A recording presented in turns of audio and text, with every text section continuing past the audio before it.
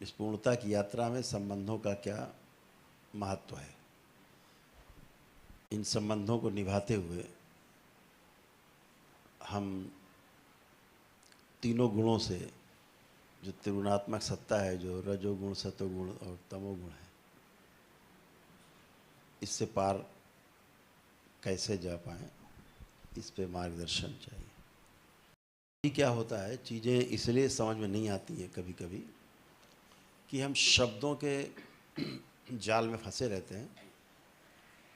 शब्द में जो निहित अर्थ है उसको हम ठीक से समझ नहीं पाते, तो उसका प्रयोजन स्पष्ट नहीं होता है, उसका अर्थ स्पष्ट नहीं होता है। तो संबंध क्या है, संबंध का अर्थ क्या है, स्पष्ट नहीं है। हम अपने एक दूसरे से लाभ प्राप्त करने के लिए उस अर्थ में देखते हैं, जो व्यवहार निभाते हैं उसे संबंध कहते हैं। जी। यही कन्फ्यूजन है।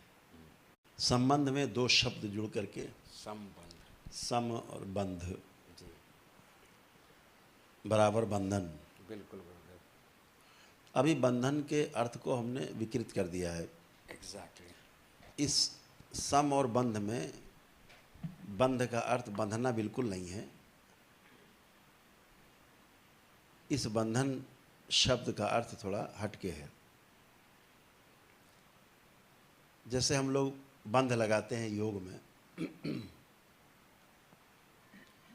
उड्डयन बंध है, अब लगाते हैं ना, तमाम कई बंध हैं लगाते हैं।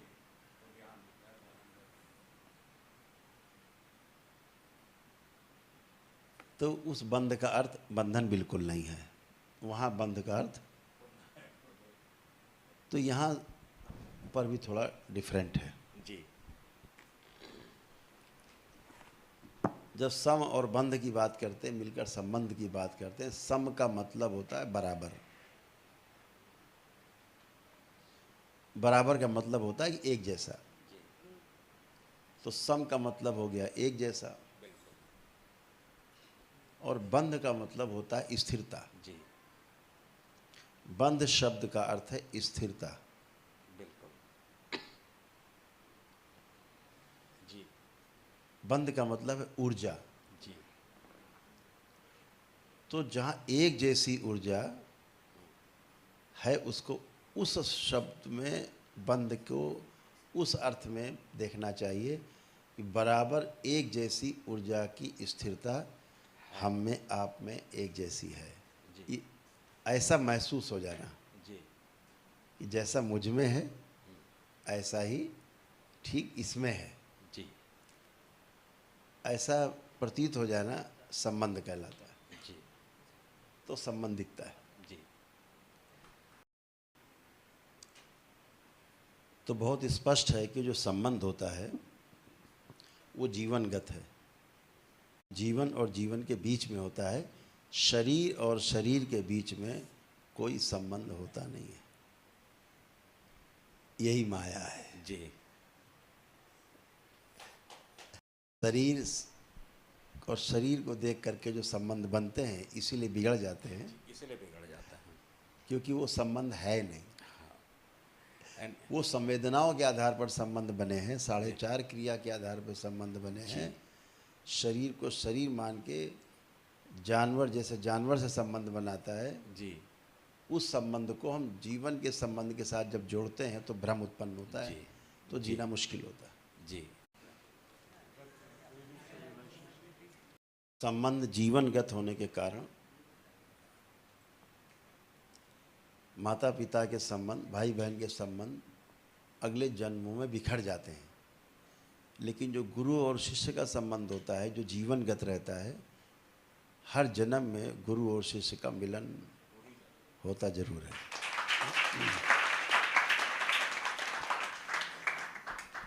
क्योंकि वो संबंध आधारित होता है, जीवन आधारित होता है।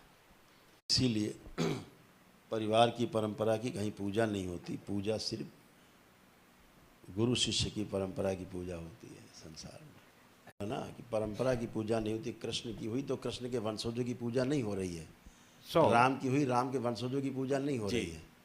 वो परिवार परंपरा में आगे टूट जाएगा, जी नहीं होगा। जी बिल्कुल। ठीक। लेकिन गुरु शिष्य परंपरा में वो लगातार चलता रहेगा, क्योंकि वो जीवनगत है। वो तो गुरु का प्रकाश था जो राम में प्रकाशित हुआ, गुरु का प्रकाश था जो कृष्ण में प्रकाशित हुआ। गुरु तो स्वयं प्रकाश है, तो वो प्रकाशित होता है।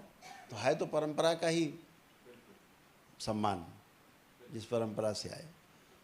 तो कहने का आशय ये है कि संबंध को जब हम समझ लेते हैं गहराई में, तो अपने आप ही घटनाएं घटने लगती हैं आपके आसपास। जैसा अभी मनीष ने लिख के दिया कि हम घटना के साक्षी होने लगते हैं। जैसे ही संबंध समझ में आने लगता है, हमें प्रयोजन स्पष्ट होने लगता है, और जब प्रयोजन स्पष्ट होने लगता है हमारा, तो उसका अर्थ जब हमें साफ साफ समझ में आने लगता है, तो उससे उसका महत्व बढ़ जाता है हमारे जीवन में, और हम पूरी जिम्मेदारी से उन संबंधों को निर्वाह करते हैं। बिल्कुल। तीनों से पार जाने का मार्ग संबंध को पहले ठीक से समझना, संबंध के आधार पर समझना, संबंध के आधार पर जीने लगना, और ऐसा जीना हमारा समझदारी पूर्वक होता है। इसे ही समझदार कहा गया, समझदारी कहा गया। जब व्यक्ति समझदार होता है तो स्वयं में संतुलन आता है। जब स्वयं में संतुलन होता है तो शून्य में संतुलन होता है, यानी जीरो बैलेंस होता है। और जब जीरो बैलेंस होता है तो तीनों गुणों से पार जाने का रास्ता दिखता है। Dot dot dot. जी गुरुदेव। इसलिए स्पष्ट है कि संबंध दो जीवन में आपस में होता है, शरीर का कोई संबंध होता नहीं है। और यह जीवन समझदार और नासमझ जीवन भी हो सकते हैं, लेकिन होते जीवन ही हैं जिनका संबंध आपस में होता है। शरीर सिर्फ माध्यम है। जीवन अपनी समझदारी बढ़ाने के लिए, समझदार होने के लिए, पूर्ण होने के लिए ही शरीर धारण करता है। इसलिए संबंध को समझ कर ही हम पार जा सकते हैं, पूर्णता की यात्रा कर सकते हैं, पूर्ण हो सकते हैं। इनका स्टेटमेंट बनता है कि हम जीवन के द्वारा समझने के लिए हमें जो शरीर की आवश्यकता पड़ती है, इसलिए हम शरीर धारण करते हैं। इसलिए एक लाइन में कह सकते हैं कि जीवन शरीर के द्वारा समझने की हर जन्म में कोशिश करता है। अभी राहुल भामरा ने इसी प्रश्न से जो उत्तर निकला, उस उत्तर से एक प्रश्न बना उनका कि आपने कहा कि संबंध जीवन से है, शरीर से नहीं। पर जब कोई शरीर छोड़ देता है तो आप कहते हैं कि जीवन का संबंध तुमसे नहीं था, शरीर का था, उसे याद मत करो। ये क्या है? आगे कहा कि फिर जीवन को याद करना क्या उचित नहीं है, क्योंकि संबंध तो उस जीवन से ही था। इसमें प्रश्न अभी ठीक से नहीं बना है, लेकिन जो कहना चाह रहे वो आशय स्पष्ट है। हम अक्सर बोलते हैं जब कोई अपने पितरों को, अपने फोर फादर्स को जो याद करता है, तो हम कहते हैं उन्हें याद मत करो। तो उसी संदर्भ में कह रहे हैं कि आप मना करते हो उस जीवन को। दरबार ही बिल्कुल नहीं कहता है। दरबार उस रूप की बात करता है जिसको सामने खड़ा हुआ व्यक्ति याद करता है, रूप को याद करता है, जीवन को बिल्कुल याद नहीं करता है। अगर जीवन को याद करे तब तो बात ही बन जाए। बिल्कुल। ना समझी में रूप और गुण उसी पे है, दो में फंसा रहता है। हाँ, नाम रूप गुण। ऐसे थे, ऐसा था, ऐसा हुआ, रूप और गुण। तो रूप में फंसा रहता है। रूप में फंसना मतलब शरीर में फंसना। वो शरीर को याद करता है, जी। क्योंकि उस शरीर से उस जीवन का संबंध था और नया नया रहता है, तो उसका आकर्षण बना रहता है। इसलिए जीवन को फिर कष्ट होते हैं, क्योंकि आप में उसकी स्मृतियां हैं, उस शरीर के द्वारा किए गए कर्म, आपके साथ व्यवहार, वो स्मृतियां आप में रहती हैं, वो जुड़ाव बना रहता है कहीं ना कहीं।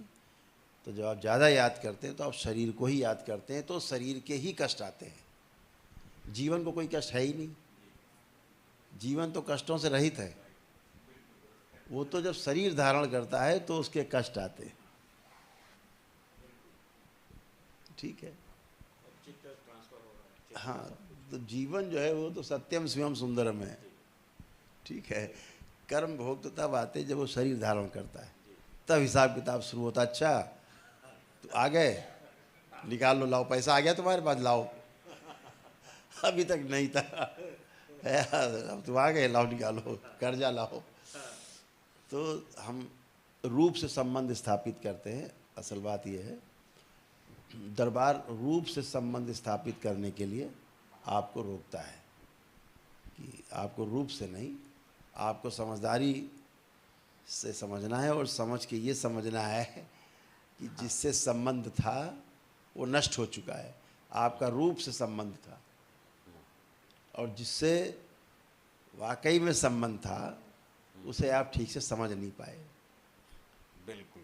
तो अच्छा, उज्जवल ने भी लिखा कि जैसे हम सब ने बाबा जी का शरीर नहीं देखा, पर फिर भी बाबा जी को याद करते हैं, क्योंकि हम सब बाबा जी के जीवन से प्रेम करते हैं, बाकी शरीर से नहीं। हम याद बाबा जी को करते हैं, ना कि शरीर को। एकदम सत्य है। जब आप बाबा को देखते हैं तो माँ को देखते हैं तो उनके चरण दिखते हैं। चरण इसलिए दिखते हैं कि आप रूप में ना फंसें, आप जीवन से जुड़ते हैं, तो ऊर्जा से, उस परम ऊर्जा का तो कोई रूप नहीं है। साकार होते हुए भी निराकार है, साकार होते हुए निराकार, निराकार होते हुए भी साकार रूप में हम चिंतन करते हैं। तो सिरा कहीं से पकड़ लीजिए, बात दोनों तरफ से पूरी होती है। तो जब भी हम ध्यान करते हैं माँ बाबा का, आप लोग करते हैं, तो वो बाबा को, उनके माँ के आपको चरण ही दिखते हैं, इसलिए रूप नहीं दिखता, क्योंकि रूप का महत्व नहीं है। ये नए लोग जो आते हैं उनके लिए रूप है, मूर्तियाँ हैं, दिखती हैं, तारतम्य बनता है, महसूस करते हैं जुड़ाव। धीरे धीरे धीरे समझदारी का विकास होता है, और नर्सरी से निकल करके, फिर स्कूल से निकल करके, फिर कॉलेज में दाखिला लेते हैं, फिर जी जी, तो बातें, फिर मूर्ति छूट जाती है, जी और जो आनंद मूर्ति है अपने अंदर, जी, उसका ध्यान होता है। जी मनीष ने अभी अपना अनुभव लिखा था, वो एक प्रकार की क्रिया शून्यता है। तो साक्षी भाव में क्रिया शून्यता घटती। शून्यता का मतलब अर्थ ये नहीं कि अब आप बेकार हो गए, अब तो सब खाली हो गए।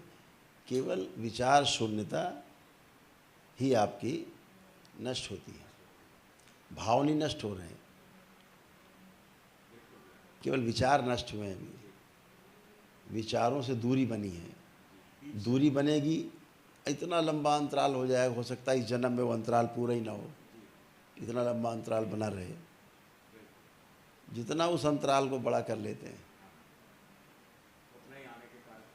वही शिव, अंतराल ही शिव है। तो जितना उसको आप बड़ा कर लेते हैं अपने लाइफ में, उतनी तेज आपकी गति होती, क्योंकि आपको उड़ने का मौका मिलता है। तो जब प्रश्न किया कि साक्षी भाव में जब शून्यता हो जाएगी तो फिर आगे मनोभाव कैसे समझेंगे। यात्रा जानने की है, समझने की है। जैसे ही क्रिया शून्यता की घटना घटती है, क्रिया शून्यता होती है, तो वो आचरण में अपने आप आ जाता है। जो है ही, जो है ही, वो अपने आप आपके आचरण में समाविष्ट हो जाएगा, क्योंकि जीवन के साथ वो सब चीज़ें हैं ही। हमने ऊपर से तमाम कर्मों का बोझ लाद करके उसको दबा रखा है। तो जैसे ही आप साक्षी भाव में जाते हैं, क्रिया शून्यता होती है, क्रिया शून्यता होती है तो विचारों का अंतराल बढ़ता है, विचार शून्यता होने लगती है। और जब आपकी विचार शून्यता होती है तो चीज़ें आपको समझने के लिए जो स्पेस मिलता है काफ़ी बड़ा मिलता है। जितना बड़ा स्पेस होता जाता है उतना ही आप घटनाओं को बहुत नज़दीक से समझने लगते हैं। आपको प्रश्नों के उत्तर स्वतः ही मिलने लगते हैं। अभी चूँकि प्रश्नों का जंजाल है, विचार विचार विचार विचार विचार विचार, इतने विचार हैं, केवल प्रश्न हैं, इसलिए उत्तर दिखता नहीं। जैसे ही क्रिया शून्यता होती है, जैसे विचारों की शून्यता होती है, प्रश्न शून्य होते, वैसे उत्तर आपके सामने रखे हुए हैं पहले से। इसलिए आप कोई प्रश्न मन में आता है, उसका उत्तर दिख जाता है तुरंत। अभी यहाँ प्रश्न आया, 4 कदम नहीं चले उसका उत्तर आ गया, अरे वो ये, क्योंकि वो शून्यता जो है, विचारों की शून्यता की बात हो रही है। आपको बेहोश करने की बात नहीं हो रही, बेहोशी से बाहर लाने की बात हो रही है। आर्यर है बड़ा संकट, सबसे बड़ा संकट है गुरुदेव, मैंने पा लिया। ये जी गुरुदेव, क्योंकि पहुंचना आना जाना तो स्थूल जगत में है, सूक्ष्म जगत में कहीं पहुंचना आना जाना है ही नहीं। इन्फिनिटी है, स्टेबिलिटी है, स्टेबिलिटी है जी सूक्ष्म जगत में, ज्ञान जगत में। यहाँ है तो ठीक, अमेरिका के स्पेस में तो ठीक, space is space, only space. जी गुरुदेव, वहाँ क्या है, यहाँ का स्पेस, वहाँ का स्पेस, सब जगह की स्पेस, सब जी। बराबर। जी तो वहाँ कुछ है ही नहीं, ना आकार है, अब उसको निराकार भी नहीं कह सकते जी। क्योंकि आपकी दृष्टि से बाहर है। जी। उसका चित्र ही नहीं बनता, जी गुरुदेव, तो निराकार कह दिया। विराट में जितना बन रहा उसको आकार कह दिया। जी गुरुदेव, बिल्कुल ठीक, बिल्कुल। ज्ञान से समझ लिया कि नहीं, अगर इतना इसके पार भी होगा तो निराकार कह दिया। गुरुदेव, इसमें पूरा विश्व भ्रमित है। पाना छोड़ना भौतिक जगत बस। में है, अभौतिक जगत में न पाना है न छोड़ना है, केवल उपलब्ध होना है, बस, समाहित होना है। हाँ, समाहित गुरुदेव, बूंद का हिस्सा सागर का हिस्सा सागर में विलीन हो जाना है, और गागर में सागर हो जाना हो है। जाना है। जी गुरुदेव, इतनी बात है। हाँ, ये गागर, उसमें सागर, सागर, गागर में सागर। सागर। जी, अभी सभी सागर में गागर हैं। अभी सागर में गागर लिए घूम रहे हैं। बहुत कुछ मान कर। सागर से गागर लेके आ गए, हाँ, गागर से सागर लेके घूम रहे हैं, कुछ भी बनाए पड़े। जी तो विचार शून्यता, अनुभव शून्यता नहीं है। हाँ, वही तो समझदार। हर चीज़ हम जानना चाहते हैं, जी और दृष्टा भाव जितना प्रगाढ़ होता जाता है हम जानते जाते हैं। तो जब सब जान ही गए, हाँ साक्षी घटित हो गया जी और सब जान ही गए, हाँ, तो अब काहे का मनोभाव बचेगा आपको? क्या जानना चाहते हैं आप? जब सब जान ही गए तो अब क्या जानना है? तो उसके लिए जैसे क्या मनोभाव होगा? जी अब तो कुछ बचा नहीं जानना। जब कुछ जानना शेष नहीं है तो उसके लिए मनोभाव का कोई अर्थ बचता नहीं होना। तो वो स्वतः नष्ट हो गया। अनुभव शून्यता नहीं है, ये ज्ञान शून्यता नहीं है, ये केवल विचार शून्यता है। आगे भाव की शून्यता है, उसके बाद स्वयं की शून्यता है, हैं? जो जानना चाहते थे उसकी शून्यता है। अब सब कुछ सामने है, सारे प्रकृति ने रहस्य खोल दिए हैं, क्या जानना? जी कुछ जानना शेष जहाँ नहीं रहता उसे हम साक्षी की घटना कहते हैं, घटी, कंप्लीट हो गया साक्षी, क्योंकि साक्षी ही आत्मा है। आत्मदर्शन हो गए तो आप कंप्लीट हो गए। जब आप कंप्लीट हो गए तो कुछ बचता नहीं है।